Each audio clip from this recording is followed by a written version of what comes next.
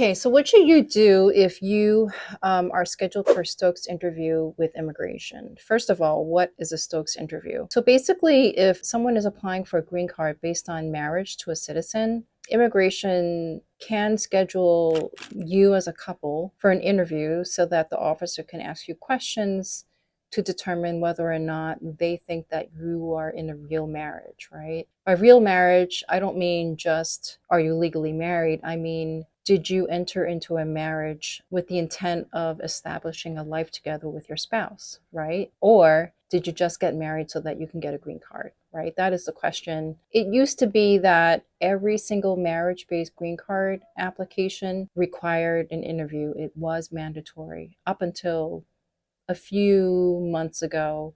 Immigration has been waiving interviews more and more, and instead they've been asking for couples to just mail in evidence that they are in a real marriage and that they live together. Immigration is doing this, I think, because it's more efficient, right? I think they've started to realize that in order for them to continue scheduling interviews for every marriage-based application, that takes up time, right? An officer actually has to, conduct the interview, which could last anywhere from half an hour to an hour, maybe longer. The interview is not always required anymore.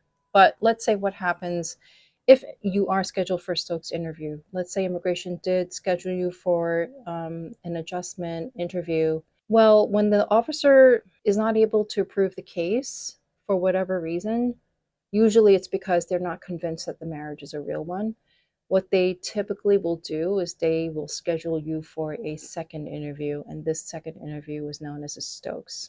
What could happen at a Stokes interview is that the officer can separate the couple, right, and interview them separately so that they can ask the same bunch of questions, but then later compare how each spouse answered the question. And if there are inconsistencies in how the spouses answered the questions, then the officer can then conclude that the couple don't really appear to be in a real marriage. They don't really know each other all that well, and they could end up denying the green card application, right? So I've been on a number of Stokes interviews. They can be anywhere from an hour long to, I had one that was, I think, 6 hours long. So that was like a horrible experience. The type of questions that the officer can ask you at a Stokes interview, they could really be as, detailed as, what's the color of your shower curtain to what brand toothpaste does your spouse use, right? They could really, really drill down and ask questions like that. I think it's always best that if you have a Stokes interview, you should have an attorney there with you, right? That could be a game changer, right? You don't want to walk into a Stokes interview, which is adversarial, right? They're not there to be friends with you. You want to make sure you have an attorney there. And you also want to make sure that you have been prepped by your attorney, right? I always prep my clients by conducting a mock interview in my office. I pretend to be the officer. I ask any and all questions I can think of. Totally out there questions. One question that I've heard a lot of officers ask is, does your spouse have any tattoos on their body? If so, where are they located? What are they? Are they a picture of a dog or a cat? Or, what's the size? I mean, that tattoo question, you could only know it if you really, know your spouse, right? Make sure that you prep adequately, right?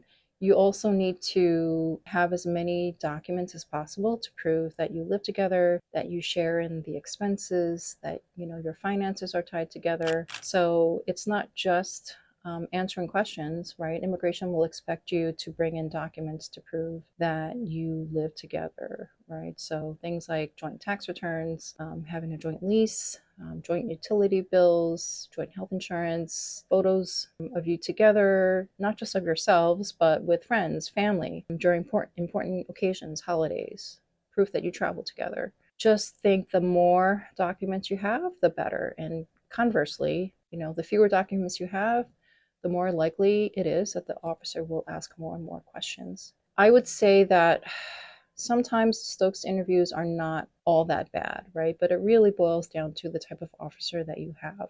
So just prepared. It's better to be prepared than to walk in not knowing what to expect.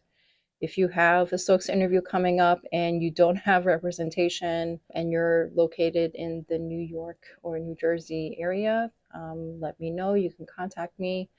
I'd be happy to help, give you advice, or at least prep you. And if I'm available on the day of the interview, and also hire me to go with you to represent you at your Stokes interview.